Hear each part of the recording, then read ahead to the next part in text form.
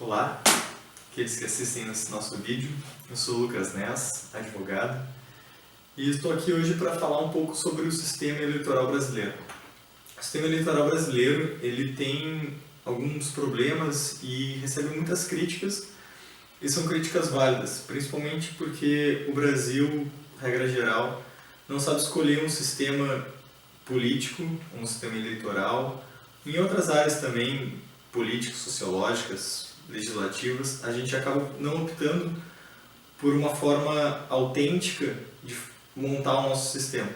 A gente acaba produzindo ou reproduzindo sistemas que deram certo em outros países, tentando adaptá-los de maneira parca à nossa realidade. E isso é meio deletério à constituição ou à consolidação do nosso sistema como um todo. Para a gente ter uma noção de como é confuso o sistema eleitoral no Brasil, a gente tem que entender que hoje correm dois sistemas em paralelo. A gente tem o sistema majoritário, que é aquele utilizado para a escolha de presidente, governador, prefeito e senadores. E a gente tem o sistema de voto proporcional em lista aberta, que é utilizado para a escolha dos deputados federais, estaduais, distritais e os vereadores. O sistema majoritário é aquele em que conquista a cadeira, então é eleito, o candidato que tiver a metade mais um dos votos válidos para si. Isso a gente chama de a maioria absoluta dos votos válidos, que é o total de votos descontados os brancos e os nulos. Se nenhum candidato atingir essa maioria absoluta, a gente vai ter um segundo turno. Isso tanto para presidente quanto para governador, e no caso dos municípios em que a gente tiver mais de 200 mil eleitores. Esse sistema de conquista de maioria absoluta não acontece para a escolha dos senadores. Então, a gente tem a maioria absoluta vale para o executivo e não para o legislativo. O sistema proporcional de lista aberta ele funciona de uma forma mais complexa. Ela é complexa de explicar e bem mais difícil de entender. Ela se dá de forma que aquelas vagas estão sendo disputadas, então as cadeiras estão sendo disputadas dentro do parlamento. Elas são divididas pelo número de votos, pelo número total de votantes, e aplica-se o coeficiente eleitoral, e faz com que se calcule quantos votos são necessários para a conquista de uma determinada cadeira. Também, correndo em paralelo com isso, a gente tem que os votos não são só para o candidato, os votos são para o partido ou para a coligação que ele está participando. Isso faz, então, por exemplo, que uma cadeira seja ocupada a partir de quem consiga um número X de votos dentro daquele sistema da coligação ou do partido. Então, determinada coligação consegue X votos, então tem direito a uma cadeira. Uma vez conquistada essa uma cadeira, ou 3 cadeiras, 10 cadeiras, aquela pessoa que vai ocupar aquela cadeira em si vai ser vista dentro da lista daquela coligação ou daquele partido. Então o partido conseguiu conquistar uma cadeira e dentro da lista daquele partido, aquele candidato que eu conseguir um maior número de votos vai ter direito a ocupar aquela cadeira que a legenda ou o partido já tinha conquistado.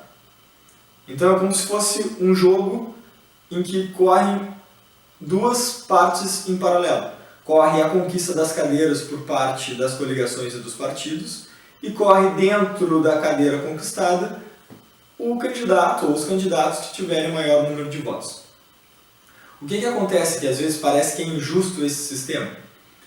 Um determinado partido, um determinado candidato, conseguiu muitos votos, um número tal de votos que ele consegue conquistar a cadeira dele e ele consegue garantir para o partido dele uma outra cadeira. Só que ele conseguiu um número exorbitante de votos e o segundo candidato daquele mesmo partido conseguiu um número irrisório de votos. Mas como o partido já havia conquistado uma cadeira, aquele candidato que teve um número irrisório de votos, ele vai conseguir ocupar aquela cadeira porque aquela cadeira pertence ao partido dele ou à coligação dele.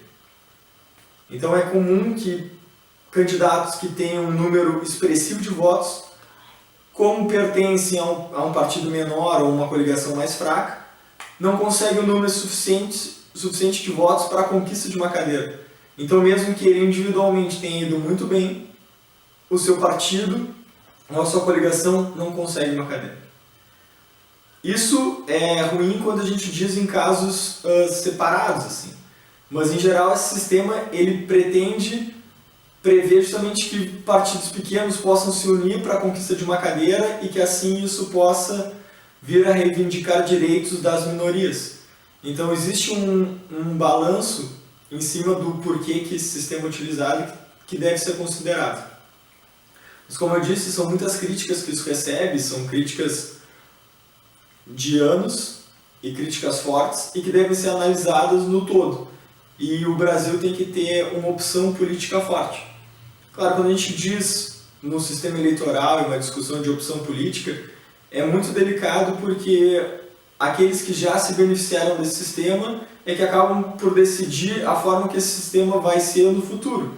Então, regra geral, eles vão procurar os seus interesses e vão fazer com que isso seja interessante para que eles consigam o poder. Só que a gente tem que ter que... O estudo que tem que ser feito para isso tem que ser um estudo franco e claro, para que a gente possa fazer com que o sistema eleitoral brasileiro ele reflita a forma que o brasileiro quer se ver representado nas urnas. Não existe dizer que um sistema é certo ou errado, é uma opção política. E essa opção ela tem que ser feita com liberdade e com franqueza. Então é preciso que se proporcione estudos para que a comunidade brasileira, o eleitorado brasileiro, possa então fazer sua escolha e dizer como é que quer escolher os seus representantes. É isso, muito obrigado.